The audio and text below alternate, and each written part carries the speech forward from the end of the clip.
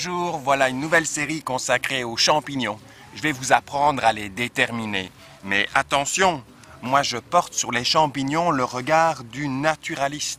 La détermination bien avant la fourchette. Aujourd'hui, je vais vous parler d'un champignon qui peut être de très grande taille, la lépiote élevée, appelée aussi la coulomelle.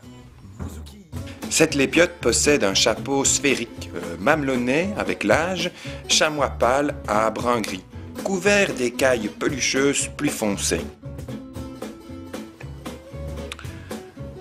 Celui-ci est facilement détachable du pied, une caractéristique des champignons dits plus évolués.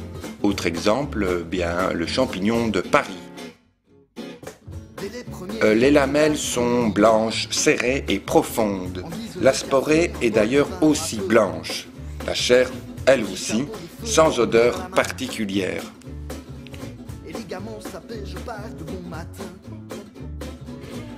L'anneau est grand, coulisse sur le pied et on peut facilement le détacher de celui-ci.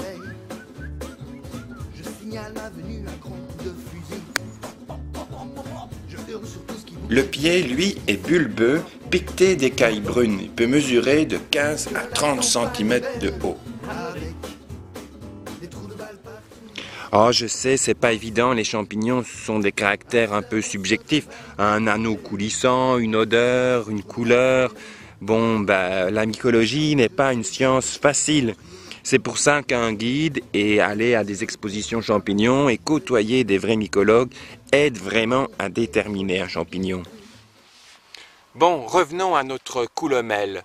Celle-ci va pousser dans les prairies, les clairières, d'août à octobre. On pourrait la voir au jardin à condition de ne pas mettre trop de saloperies dans sa pelouse, engrais ou pesticides dans ses graviers, etc. Il y a une autre espèce qui n'est pas comestible, parce que la coulomelle, elle, l'est évidemment. C'est des variétés qui vont pousser dans les composts ou dans les serres. Elles ressemblent très fort aux lépiotes élevées, ont des squames peut-être un peu plus épaisses, hein? Et surtout, on n'a pas une chair immuable comme celle-ci, mais une chair qui va rosir une fois qu'elle est découpée.